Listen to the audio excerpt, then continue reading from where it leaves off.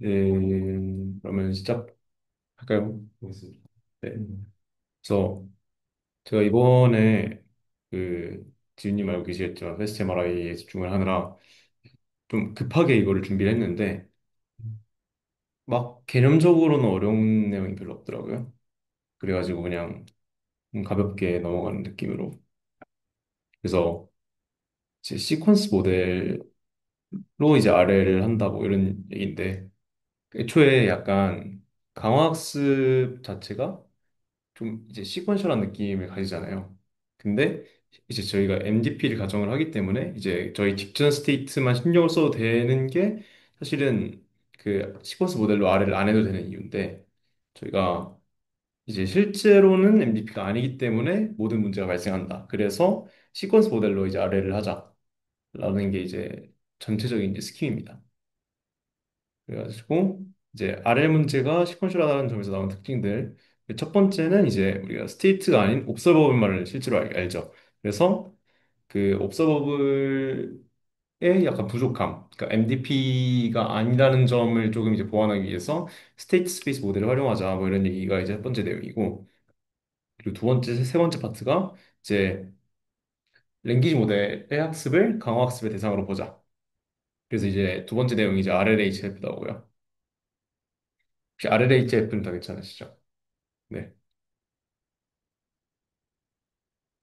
그래서 일단 첫 번째로 이제 옵서버블이 스테이트의 전부가 아닌 그런 상황에 대해서 그 얘기를 하는데 이제 대부분의 문제는 그 실제 상황에서 문제는 옵서버블이랑 스테이트랑 다르죠. 그래서 그러니까 스테이트가 이렇게 크게 있으면 그 스테이트가 MDP더라도 이제 스테이트 안에 있는 옵서버블만으로는 MDP가 되지 않죠. 그래가지고 그 마르코프 그 프로퍼티를 만족하지 않고 그래서 이 두 가지 특징을 가지는데 일단 첫 번째로 이제 information gathering actions라고 해서 그 이제 어떤 행동이 있어요. 근데 그 행동이 이제 보상을 얻는 데는 도움이 안 돼요. 뭐 예를 들어서 이제 완전 최적 오브 최적 정책에서는 이제 할 만하지 않은 그런 행동이에요. 근데 이 행동을 하면 나중에 그 최적 정책을 찾는 데 도움이 된다던가 아니면 이 환경이 어떤 짓을 하는지 알 수 있는 데 도움을 준다던가 그런 행동들이 이제 information gathering actions라고 하거든요. information gather 한다 해서 information gathering actions고요. 그래서 이런 행동들의 가치는 이제 어떻게 평가를 할 것인가? 당연히 초반에는 이런 행동들의 가치가 높고 후반에는 이게 안 좋아야 되는데 이런 것들의 가치를 어떻게 평가할지가 이제 애매해지게 되겠죠. 근데 이게 아니라 만약에 MDP 같은 경우에는 사실 이 상황을 파악하는 게 사실 한두 번의 어떤 그 뭐지? 익스플로레이션만으로 해결이 되잖아요. 근데 이건 MDP가 아니기 때문에 이제 같은 옵서버블이더라도 이 전에 뭘 했는지 또는 이제 다른 변수가 어떻게 돼 있는지에 따라서 달라지기 때문에 시행을 여러 번 해봐야지 이제 환경이 어떤지 알 수 있게 되는 거라서 이런 게 생기는 거고요. 두 번째로 이제 스토캐스틱 옵티멀 폴리시스가 있는데 그러니까 애초에 MDP의 경우에는 최적 정책이 항상 그 디터미니스틱해요. 그쵸? NDP가 되면 항상 뭐 두 가지 선택지가 있으면 어떤 상황에서는 어떤 액션을 한다. 저런 상황에서는 저런 액션을 한다. 이런 것들이 딱 100%, 100%, 100% 이렇게 정해져 있고 사실 학습 중간 과정에서나 그 뭐지? 정책 경사도 방법 이용할 때나 그렇게 약간 반반 확률로 따지고 그러지 최적으로 가게 되면 무조건 디터미니스틱합니다. 근데 애초에 약간 이제 파셜리 옵서버블한 상황에서는 이제 스토캐스틱 옵티멀 폴리시라고 해서 확률적으로 애초에 확률적인 그런 정책을 가지는 게 최적 정책일 때가 있어요. 그래서 제 가위바위보 하나 빼기를 제가 이제 떠올라 갖고 왔는데 제가 이런 유튜브를 본 적이 있거든요. 그 뭐냐면 이제 공유가 나와가지고 다들 오징어 게임 2 보셨나요? 저는 1, 2, 3 중에 2만 봤습니다. 안 봤어요. 안 보셨어요? 어떤 스토리인지 아세요? 공유 나오는 거. 네. 점프면 수고 당하는 거 아닌가요? 그러네요. 어? 그니까 최대한 좀 스포 없이 얘기를 하면 가위바위보 하나 빼기가 나와요. 오징어 게임 2에. 그래서 그 가위바위보 하나 빼기를 이제 해서 막 어떤 뭐 사람이 죽고 그러겠죠. 오징어 게임이니까. 근데 여기까지만 얘기를 하고 그래서 중요한 거는 가위바위보 하나 빼기가 해외에 알려졌어요. 그래가지고 이제 그 rock, scissors, paper 마이너스 원 이렇게 하거든요. 그래서 이거를 이제 공유가 설명을 해주면서 이제 당연히 뭐 주먹 이렇게 내면 이제 바보다. 뭐 주먹 가위나 보자기 가위나 주먹보 이런 식으로 섞어서 내야 된다 이런 걸 알려주면서 주먹 가위랑 상대가 보자기 가위일 때는 이제 항상 그 나는 가위를 내야지 비기거나 이긴다 이렇게 설명을 하거든요. 그렇게 설명을 이제 하는 게 이제 공유가 나오는 넷플릭스 공식 영상인데 이제 그걸 보고 수학 유튜버가 이제 이거를 리뷰를 한 거예요. 과연 가위바위보 하나 빼기의 최적 정책은 무엇이냐? 이제 이 사람도 이제 가위바위보 하나 빼기를 처음 알았는데 오징어 게임을 재밌게 봤는지 이거 최적 정책을 얘기해 보면 재밌겠다 그래가지고 설명을 했는데 이제 결론적으로 약간 가끔 지더라도 이제 더 많이 이기려면 이제 가위바위보에서 주먹 가위 내고 상대가 보자기 가위 내면은 상대가 약간 이거 상대가 가위 내겠는데 해가지고 가위를 내는 거를 노려가지고 주먹을 내는 것까지 고려를 해가지고 주먹과 가위를 1대2 비율로 내면은 제일 좋대요. 그렇다고 하더라고요. 저도 이거를 100% 이해를 딱 하고 여기다 기억하고 있는 건 아니라서 정확히 어떤 과정이 있는지는 모르겠는데 어쨌든 이런 식으로 상대가 어떤 생각을 하고 있는지는 사실 그거 옵설버블이 아니잖아요. 그래가지고 이런 경우에 최적 정책 자체가 확률적으로 결정될 수 있다. 이렇게 이제 얘기를 어, 해야 될 것 같고 그래서 이제 스테이트를 옵서버블로 바꾸면 어떤 일이 일어나는가를 이제 수식을 중심으로 이제 보겠는데 이제 폴리시 그레디언트 같은 경우에는 이제 그 파이 그리고 어드밴티지 어떤 상황에서 어떤 행동을 선택해서 그 상황과 행동의 쌍이 어떤 어드밴티지를 가져다 주는 것 자체를 이제 그 저희의 일종의 로스 펑션인 J로 잡아가지고 그 J 자체를 이제 세타에 대해서 최적화를 하면 제일 좋은 파이가 나온다라고 하는 게 정책 경사도였죠. 근데 여기서 스테이트만 옵서버블로 바뀌는 거고요. 그리고 가치 기반 방법은 사실 이거 딱 보시면은 기억나실 것 같아갖고 얘기를 안 하는데 이것도 마찬가지로 S가 O로 바뀝니다. 얘도 모델 기반 방법도 이제 스테이트 액션 주어지면 이제 다음 스테이트가 어떤 게 나오느냐라는 그 다이나믹스 프로버빌리티가 있는데 걔가 S에서 O로 바뀌게 돼요. 뭐 이런 포뮬라는 뭐 조금 익숙하실 거고. 그래서 떻게 이제 이 S가 O로 바뀔 때 그 파일을 찾는 방법이 어떻게 바뀌는가를 얘기를 할 건데 원래 이제 정책 경사도 방법의 식은 원래 이거죠. 그래서 파이가 정책이고 A가 어드밴티지입니다. 어드밴티지는 이제 Q에서 이제 밸류 그 이 스테이트 자체에 이제 밸류를 뺀 거죠. 그래서 Q는 이런 식으로 얻을 수 있고 그리고 V는 이렇게 뺄 수 있어요. 원래 이렇게 할 수 있는 건데 원래는 이게 됩니다. 왜냐하면 어드밴티지는 지금 NDP니까 ST-1과는 관련이 없어요. 그러니까 전 상태가 뭐인지는 전혀 신경 안 써도 어드밴티지를 구할 수 있다는 거죠. 근데 어, 저희가 이제 풀고자 하는 옵서버블 문제는 어드밴티지가 직전 그 전과도 관련이 있을 수도 있어요. 그래가지고 어, O는 마르코프 특징을 가지지 않으므로 그 VOT가 입력 OT만으로는 디터미니스틱하게 결정되는 함수가 아니에요. 그래서 해당 함수를 훈련할 수 없습니다. 그래서 시퀀스가 중요하다. 그래서 뭐 이제 전 옵서버블, 전전 옵서버블, 그전 옵서버블 다 신경 써야 된다라고 이제 이해할 수 있겠고, 그래서 A를 실제 보상의 합함수로 이런 식으로 만들어줘야 돼요.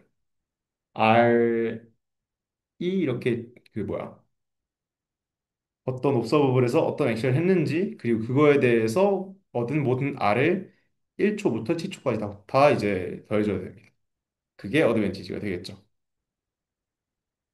이제 방금 요거랑 이제 같은 이유로 가치 기반 이제 Q를 구하는 그거에서도 Q를 학습할 수 없고 그래서 얘랑 그 모델 기반 방법도 이제 스테이트에서 observable로 바뀌는 순간 이제 깨지는 그런 과정들이 굉장히 많다고 합니다. 모델 기반 방법에서 이제 재밌는 예시가 나왔는데 그 강의에서 이 모델 기반 방법이 이제 깨지는 그 대표적인 예시가 있다라고 하면서 보여줬는데 이제 이렇게 사람이 있고 문이 이렇게 두 개 있는 거예요. 근데 어, 강의에서 설명한 거랑 그 세팅이 조금 다를 수도 있는데 제가 이해한 바로는 지금 문이 두 개가 있고 둘 중에 하나가 열려 있는 거예요. 둘 중에 하나 열려 있고 둘 중에 하나는 잠겨 있어요. 근데 이제 둘 중 하나 뭐가 이제 열려 있는 잠겨 있는지는 모르는 상황에서 하나를 직접 열어가지고 열리면 들어갈 수 있고 그리고 안 열리면 딴 걸 열어야겠죠. 사실 저희한테는 굉장히 쉬운 태스크잖아요.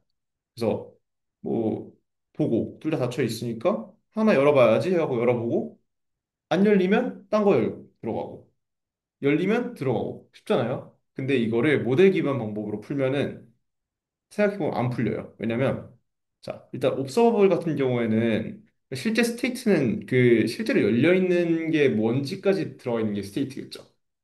근데 옵서버블 같은 경우는 그게 이제 그 뭐야 빠져 있으니까 둘 중 하나의 문이 열려 있는 상황이 이제 옵서버블이 패스인 상황이고요. 그리고 둘 다 닫혀 있는데 자신이 왼쪽에 서 있다. 그러면 옵서버블이 레프트인 상황이고, 그리고 둘 다 닫혀 있는데 오른쪽에 서 있는 상황이면 이제 옵서버블이 라이트인 상황입니다. 이해되셨죠? 그래서 옵서버블이 세 개, 그 스테이트가 세 개인 상황이고요. 액션 같은 경우에는 앞에 있는 문을 여는 방법이 있고요. 그리고 다른 문 앞으로 가는 방법이 있어요. 자, 그러면 여기까지 봤을 때 이 옵서버블 액션 쌍에서 예를 들어서 그러니까 여기 액션 하나 더 추가하긴 해야겠죠. 들어간다. 뭐 A는 엔터. 이렇게 뭐 추가를 하면은 여기까지 봤을 때 최적 정책 O랑 A에 대한 최적 정책을 보면은 만약에 둘 중 하나의 문이 열려 있어요. 그러면 들어가면 되겠죠. 그게 최적이죠. 그런데 둘 다 닫혀 있는데 왼쪽에 서 있어요.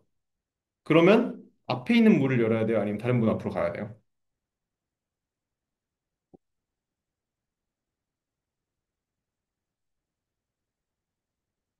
그건 뭐 이제 모르죠. 모르죠. 둘 다 닫혀 있는데 오른쪽에 서 있어요. 그럼 앞에 있는 문을 열거나 다른 문 앞으로 가거나 둘 중에 뭐가 맞아요? 모르죠. 저 모르죠. 근데 생각해 보면은 두 상황 모두에서 앞에 있는 문을 여는 게 사실은 그나마 나아요. 최소한 둘 중 하나에서. 왜냐면 만약에 왼쪽 문이 안 잠겨 있다고 생각해 보세요. 그러면 이제 왼쪽 문이 안 잠겨 있는데 왼쪽에 서 있어요, 제가. 그러면 앞에 있는 문을 여는 게 무조건 이득이죠. 근데 제가 오른쪽에 가 있는데 그 왼쪽 문이 이제 열려 있어요. 그러면 문을 열거나 다른 문 앞으로 가거나 이제 사실 똑같은 보상을 주잖아요. 그 상황 자체에 대해서. 그리고 반대로 이제 오른쪽이 열려 있는 상황에서 마찬가지죠. 그래가지고 다른 문 앞으로 가기만 계속 선택하면은 영원히 보상이 0이고요. 그리고 앞에 있는 문을 여는 행동은 항상 보상이 이제 들어갈 수 있는 게 1이라 치면 0.5예요. 그렇죠? 그래서 O랑 A 셋만 보면은 여는 게 무조건 최적이거든요. 근데 이렇게 보면 하면 이상하죠. 왜냐면 얘는 방금 열어봤는지 안 열어봤는지를 옵서버블에 안 넣어요. 그래가지고 얘는 MDP가 아니기 때문에 이제 얘는 뭐야 방금 열어봤는지에 상관없이 한쪽을 계속 열면은 얘는 영원히 이제 들어갈 수 없겠죠.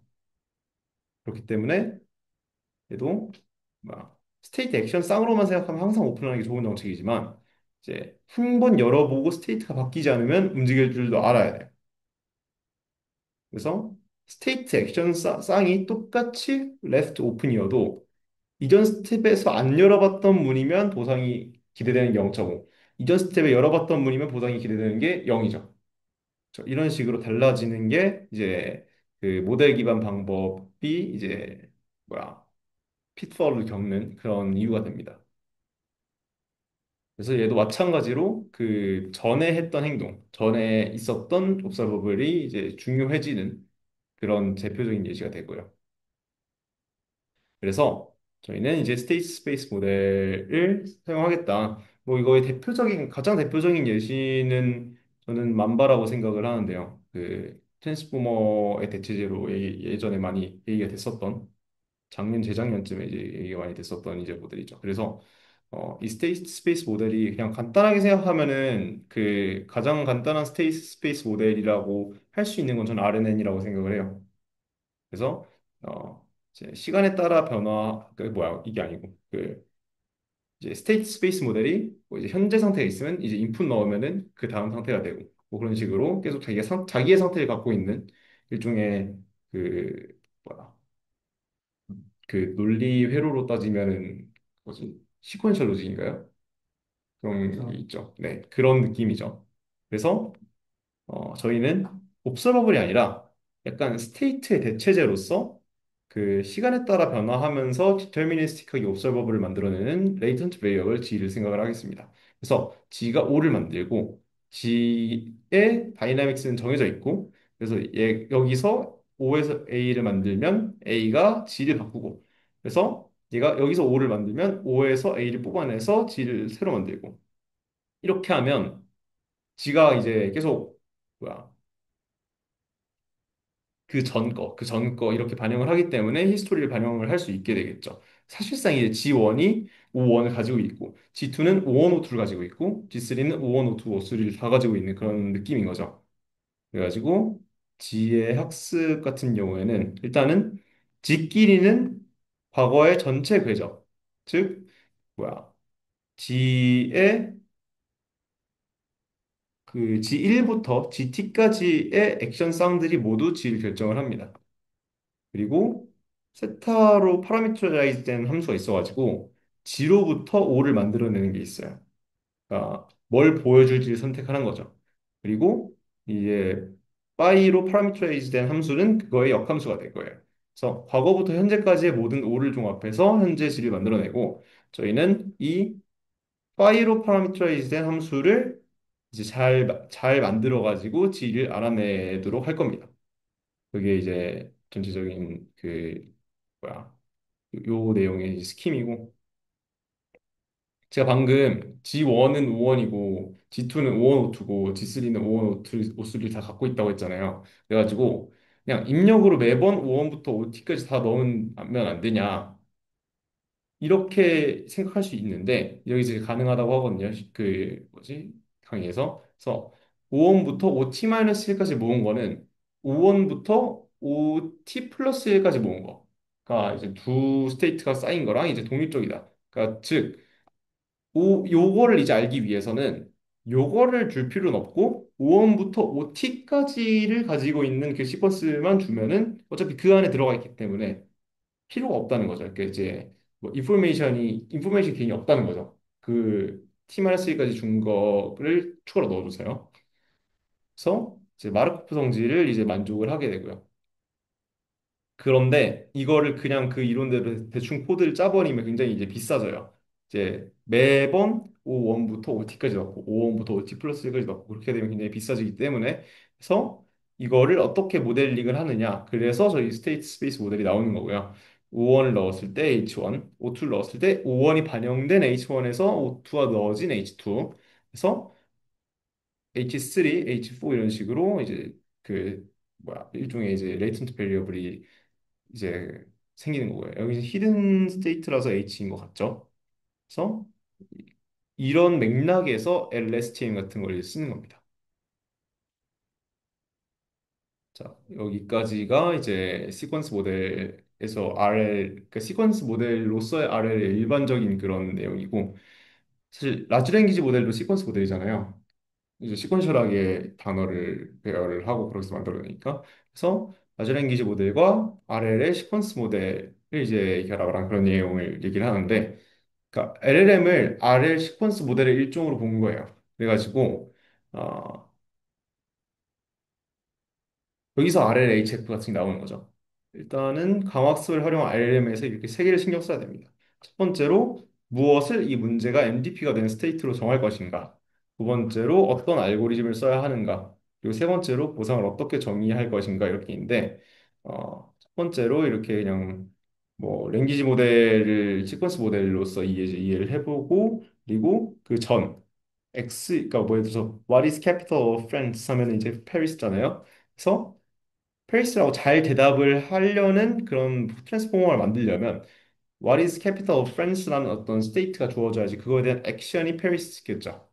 그래서 얘를 그 스테이트 그리고 페리스라는 대답을 액션으로 보고 그리고 이 S는 이제 프롬프트라고 이제 다시 이제 얘기를 할 수 있겠죠. 그래서 뭐 요런 SA 정의에 따라서 이제 설명을 강화학습으로써 하는 거예요. 이게 이제 그러면 원 스텝 아래 프로블럼이 되겠죠. 스테이트 액션 하나 쌍이 하나니까 그 이게 뭐 이제 채팅으로까지 이어지거나 그렇게 되면 스테이트 액션 이런 식으로 나오니까 이제 강화학습 문제에 좀 더 가까워지겠죠. 그래서 두 번째로 어떤 알고리즘을 쓸 것인가인데 그 밸류 베이스드나 아니면 모델 베이스드나 아니면 뭐 여러 가지 있잖아요.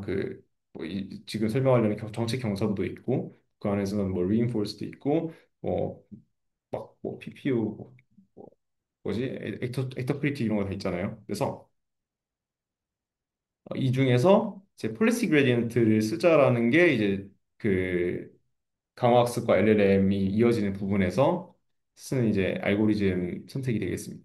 왜냐하면 이제 그 나중에 이제 채팅 기반에서 좀 반대되는 걸 설명을 드릴 건데 그 이 폴리시 그레디언트 같은 경우에서는 이제 온라인 성격이 좀 더 강하고요.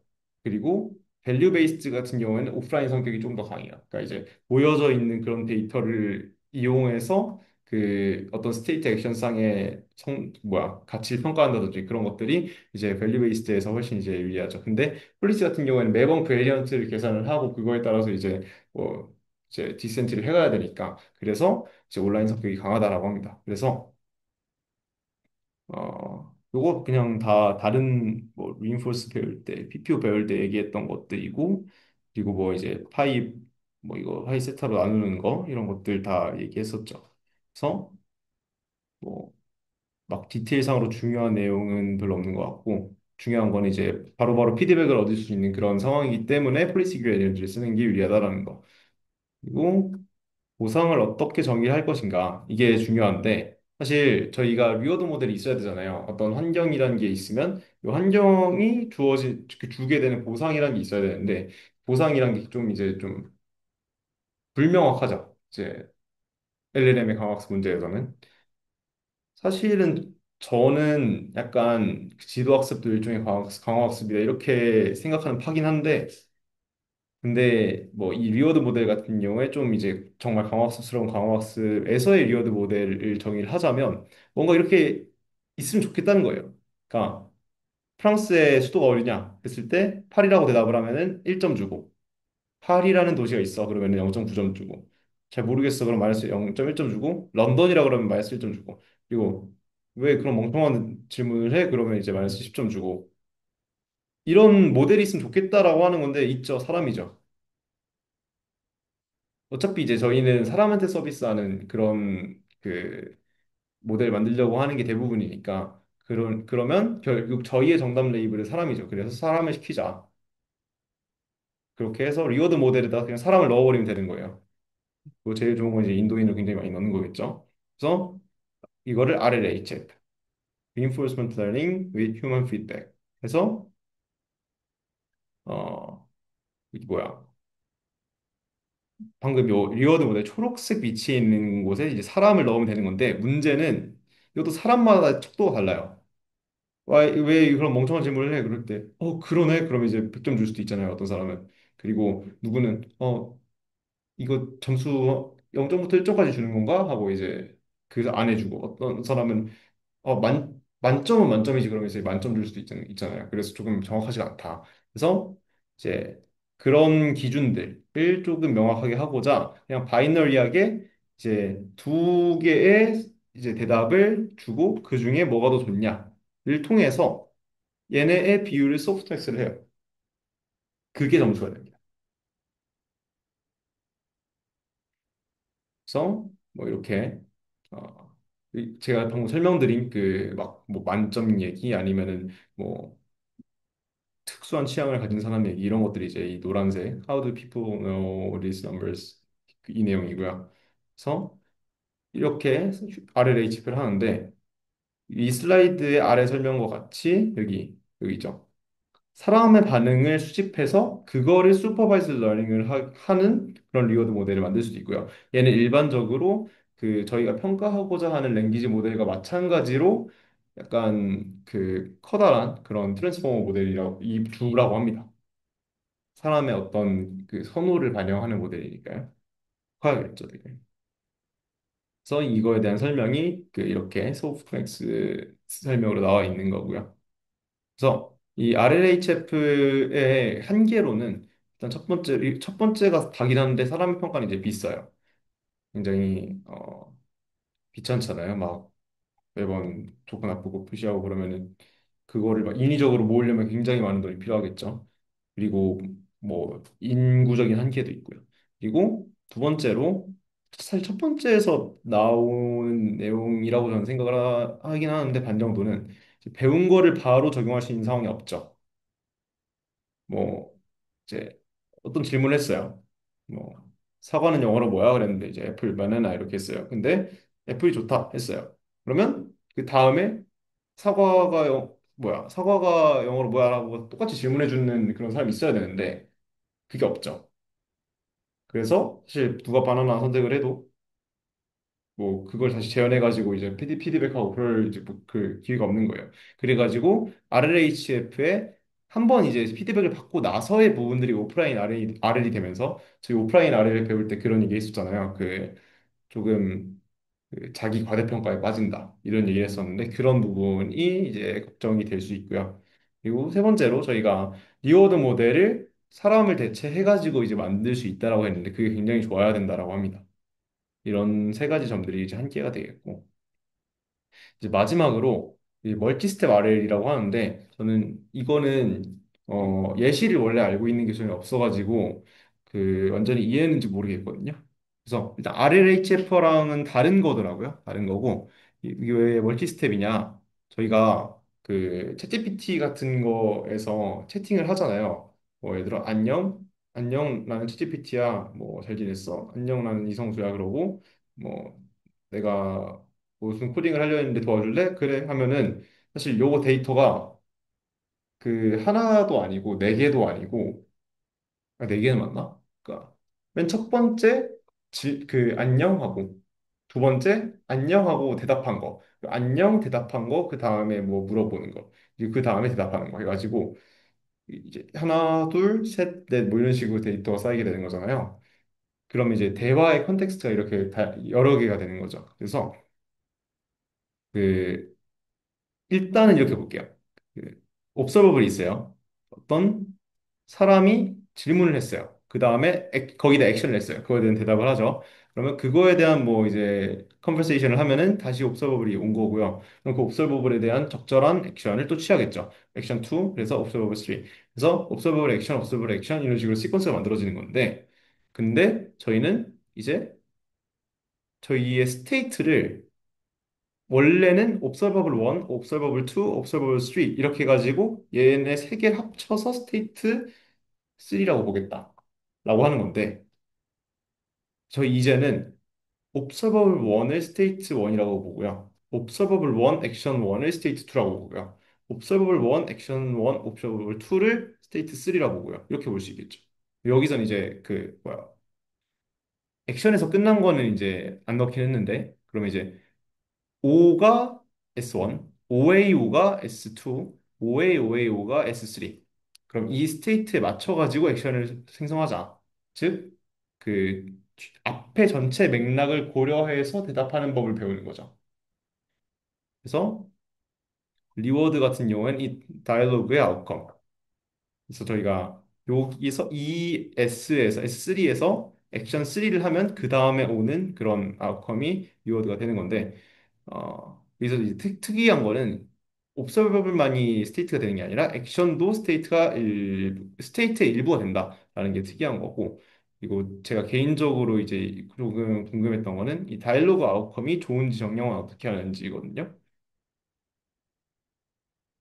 결국 이제 리워드 숫자로 나와야 될 텐데 얘가 이 다이얼로그의 아웃컴이 좋은지 안 좋은지를 평가하는 거에 대한 얘기는 안 한 것 같아서 일단 이게 궁금했고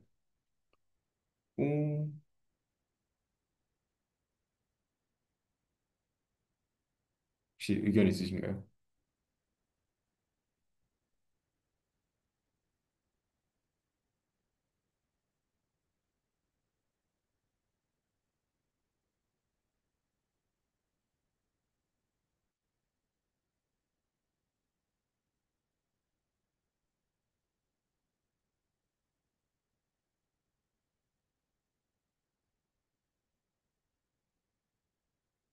아, 그리고 제가 GPT한테 너 이거 쓰니 물어봤는데 안 쓴다고 하더라고요. 얼마나 믿을 수 있는 건지 모르겠는데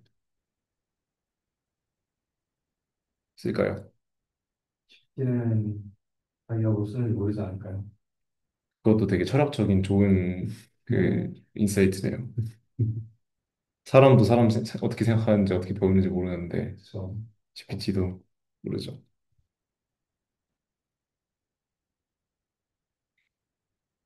공개되어 있지 않아. 그러고 이제 괄호 열고 진짜 모르는. 아, 공개되지 않아. 써요. 아니요. 안 써. 이렇게 대답은 했는데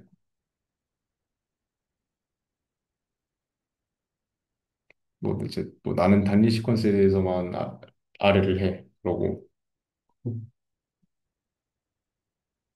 근데 또 제가 챗GPT랑 얘기를 하다가 조금 GPT의 그 뭐야 원리에 대해서 조금 많이 물어봤었는데 걔 말로는 매 채팅을 읽을 때마다 그러니까 아래는 아니긴 한데 좀 약간 다른 얘기긴 한데 매 채팅을 할 때마다 그 위에 다 읽는데요.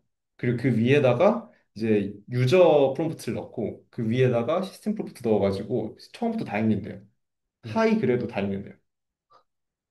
그거 이제 그 반은 맞고 반은 틀린 얘기긴 한데 네, 그거랑 수학적으로 동등하긴 하거든요. 네, 근데 케이블 캐시라고 해가지고 그 토큰 하나 넣으면은 액티베이트 하나 나오잖아요. 네, 그거를 키 밸류 캐시로 저장을 해놓고 네. 그거를 다음 연산 때 또 토큰 하나 넣고서 비행장 캐시 갖다 아, 쓰면은 시퀀스 전부 넣은 거랑 수학적으로 동등하긴 하거든요.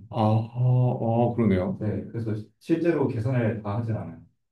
아, 그래서 이건 모든 토큰을 다 넣을 필요가 없네요, 그러면. 네, 그냥 실제로 인포를 쌀 때는 토큰 하나 넣고 토큰 하나 나오고 그럼 그 연산 과정에서 캐시 어펜드하고 그다음에 아, 토큰 하나 방금 나온 거 그거 하나만 집어넣고 또 나오고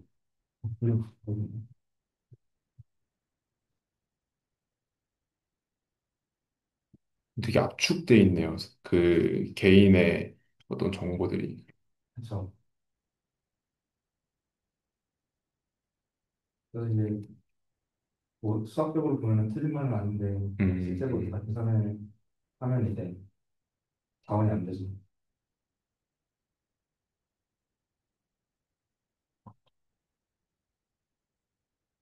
뭐 아무튼, 네. 그래서 얘 같은 경우는 이제 방금 위에 RLHF랑 다르게 그 그레디언트 J 올리는 거 그거 안 쓰고요. 밸류 베이스드로 합니다. 그러니까 Q 펑션을 이제 찾아가지고 그걸로 이제 판단을 하게 하고요. 그 이유는 이제 저희가 다이로그를 쭉 뽑은 다음에 그거로부터 이제 데이터를 많이 뽑아가지고 거기서 이제 뭐야 훈련을 하는 거기 때문에 데이터로부터 오프라인이 가능한 이제 밸류 베이스드 방법을 쓰고요.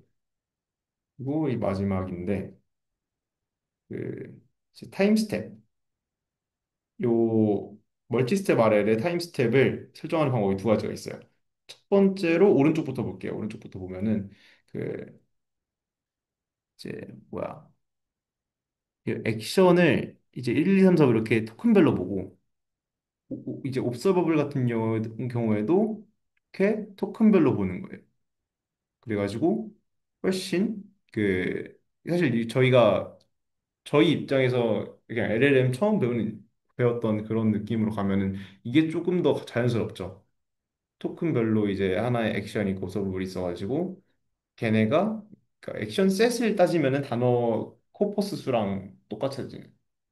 그리고 옵서버블 같은 경우에도 이제 코퍼스 수랑 동일해지는 그런 상황이 되는 거죠. 그래서 그 액션이 심플하고 디스크리트하다. 하지만 이 액션의 시퀀스랑 옵서버블의 시퀀스가 굉장히 길어집니다. 그래가지고 very long horizon이라고 그러고요. 반대로 왼쪽 같은 경우에는 그뭐 이제 채팅 하나하나별로 옵서버블 액션이라고 보는 거예요. 이렇게 하면은 훨씬 더 그 대화의 맥락에선 자연스럽죠. 어떤 강화학습의 맥락에서도 그렇고요. 그리고 사실 훨씬 짧죠. 그 시퀀스가. 대신 요 액션이나 옵서버블을 정의하거나 또는 그 디스크리타이즈 하기가 굉장히 어렵겠죠. 인베딩 스페이스 상에 뿌려져 있어가지고 걔네들이 이것도 액션이고 이것도 액션이고 그렇게 되겠죠. 그래서 굉장히 복잡해질 수 있는 거고요. 그래서 이제 첫 번째가 이제 채팅별 타임 스텝이 되는데 채팅별 타임 스텝 같은 경우에는 이제 뭐 질답이 오가요. 그래서 저희가 첫 10번째 답변을 되게 잘하려고 한다. 약간 이런 상황을 떠올려 보는 거예요.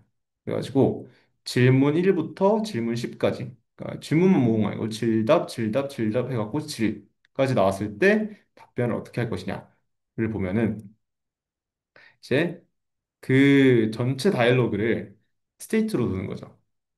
Q1부터 Q10까지요. 그거를 이제 스테이트로 두면 그거에 대한 답변, 그 채팅을 액션으로 두는 거죠. 그쵸? 네. 그래가지고 이 스테이트 액션 쌍의 이제 밸류를 이제 Q로 그 함수화해가지고 이 Q를 학습하는 게 이제 스팅글 타임 스텝이고요. 그리고 단어별 같은 경우에는 이제 뭐야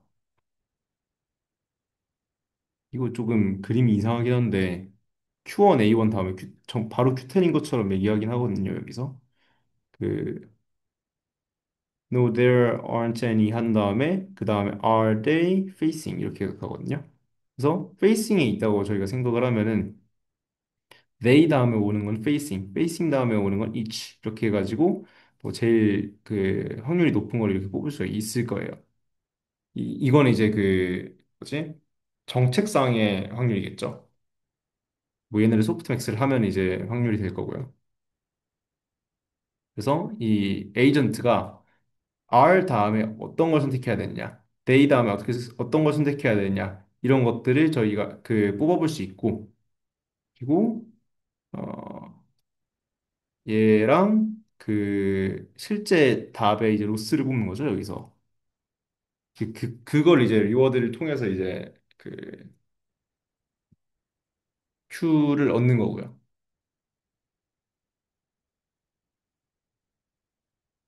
그래서 이게 이제 일종의 큐러닝이랑 이제 동일한 그런 그 세팅이라고 저는 이해했습니다.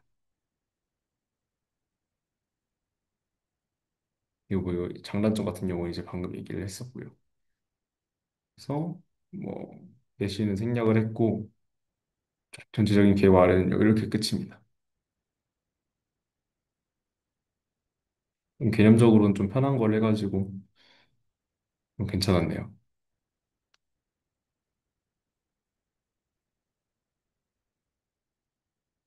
하나 궁금한 게 있네요. 네. 왜 질문이 액션이고 답이 완전이거든요? 아,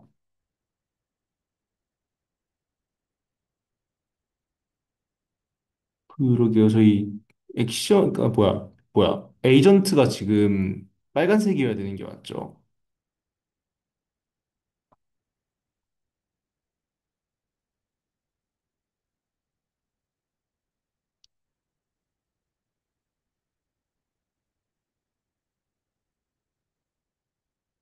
그 위에서도 그러고.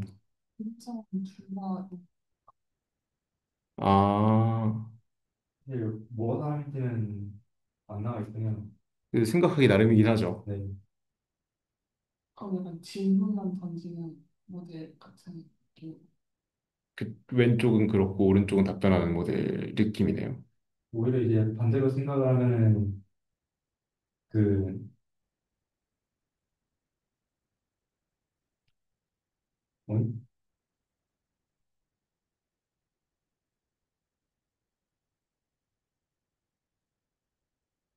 Q&A인데 그럼 이제 앤서가 액션이 돼야 될 것 같은데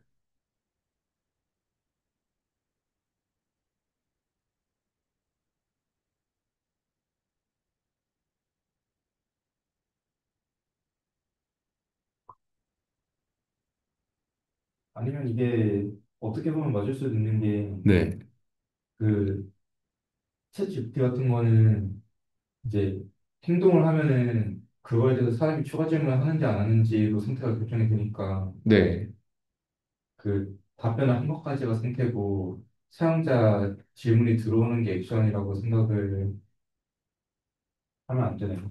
안 될 것 네. 같은데요. 그리고 액션은 에이전트가 취해야 되는 거니까. 음.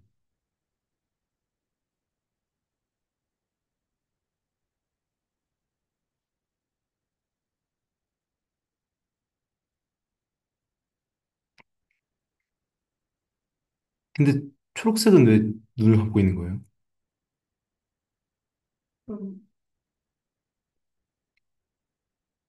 잠을 못 자나? 형도 베스트 MRI 했나 봐요. 마스크 씌운 거예요? 네. 끔찍하다.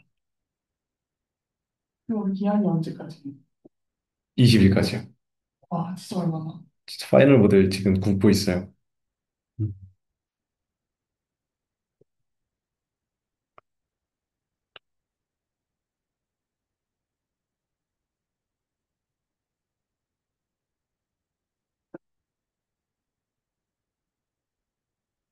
왜일까요?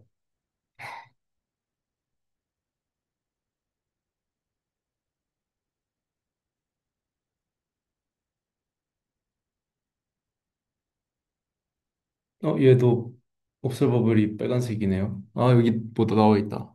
앤서러랑 퀘스처너가 있는데요.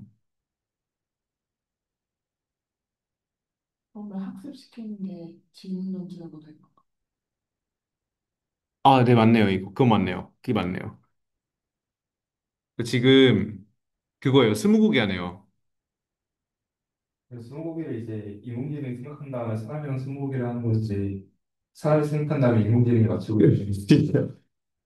근데 제가 잘못 이해한 것 같은데 이게 초록색이 에이전트가 맞는 것 같아요. 초록색이 이제 눈을 가리고 맞추는 거예요. 이 스무고개로. 그래가지고 그 어떤 질문을 하는 게 좋은지 그리고 어떤 걸 생각하는 게 좋은지를 이제 맞추려면 좋은 질문을 해야겠죠. 그래서 그게 액션이고 좋은 액션을 하기 위해서 위에 O1부터 그 A 그런 것까지 다 보고 있는 거고 생각해보면 저희 막 스무고개 할 때 똑같은 거 계속 물어보고 하잖아요 가끔씩 막 그래서 한 그렇죠. 14고개 하면 다섯 번째 고개 물어봤던 거 똑같이 물어보고 뭐 뭐지? 막 동양인이야? 그렇게 물어본 다음에 한 14번째 또 동양 뭐 아시아 사람이야? 그러면은 너 그거 방금 물어봤는데 그러면 이제 내가 늙었구나 그러면서 그런 느낌인데 그런 감성으로 보시면 될 것 같아요. 이러면은 해결됐죠.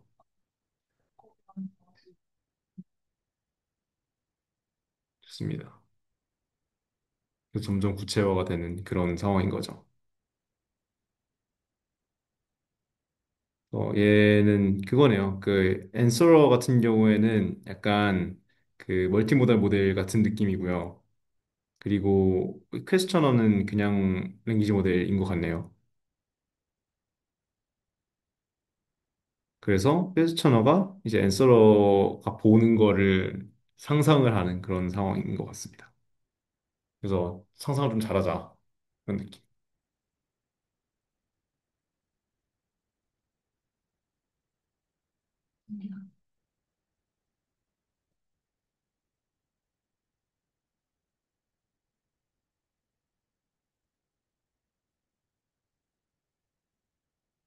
또 질문 있으신가요?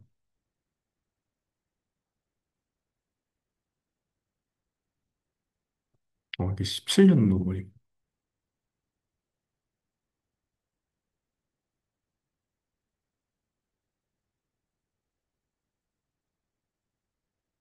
대회 나가니까 계속 저 연구는 GPU 뭘로 했을까 이런 생각밖에 안 하게 되더라고요. 현실에서는 비교가 힘들죠. 그렇죠. GPU 좋으면 좋은 연구할 수 있고 많으면 좋은 연구할 수 있고